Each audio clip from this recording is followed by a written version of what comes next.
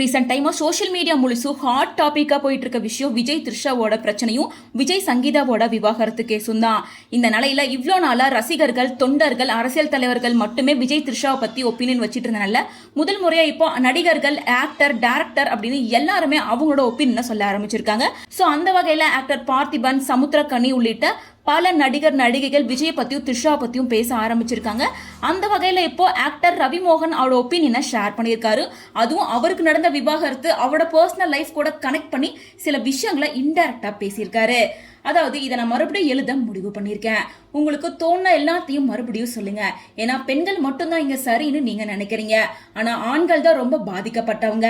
அதை நம்ம நீதித்துறை கூட புரிஞ்சுக்குது. ஒரு நாள் என் மனசையும் என்ன நேசிக்கிற மக்களுக்கும், ஒரு நாள் என் மனசையும் நான் நேசிக்கிற மக்களுக்காக நான் செஞ்சதையும் நீங்க எல்லாருமே ஒரு நாள் புரிஞ்சுப்பீங்க. தயவு செஞ்சு ஒரு மனுஷனை வாழ விடுங்க. உங்களோட அசிங்கமான எண்ணங்களை உங்ககிட்டயே வச்சுக்கோங்க.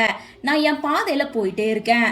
நான் ரொம்ப அமைதியான வாழ்க்கையை எனக்காக உருவாக்கி வச்சிருக்கேன். எனக்கு மாற்றாக வேறொருத்தர் வர முடியும் அப்படிங்கறத தெரிஞ்சுக்கிற அளவுக்கு எனக்கு அடக்கம் இருக்கு.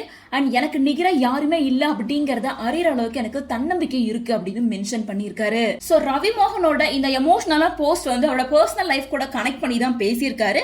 அது மட்டும் இல்லாம ரீசெண்டா விஜய் த்ரிஷாவை பத்தி போயிட்டு இருக்க ரூமர்ஸ்க்கு இதுதான் பதில் அப்படின்னு சொல்லிட்டு விஜயோட ரசிகர்களா இருக்கட்டும், ரவி மோகனோட ரசிகர்களா இருக்கட்டும், பலருமே ஆண்கள் பாவம் அப்படிங்கிறது உண்மையான விஷயம். சோ ஆண்கள் சைட்ல இருந்து எல்லாரும் பார்க்கும்போது அவங்கவுங்களுக்கான நியாயம் கண்டிப்பா புரியும்.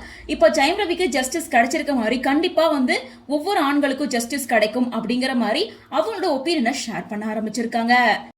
ஏன்னா ரவி மோகனோட கேஸா இருக்கட்டும், தளபதி விஜய் அவர்களோட கேஸா இருக்கட்டும், ரெண்டுமே கிட்டத்தட்ட ஒரே மாதிரி தான் இருக்கு.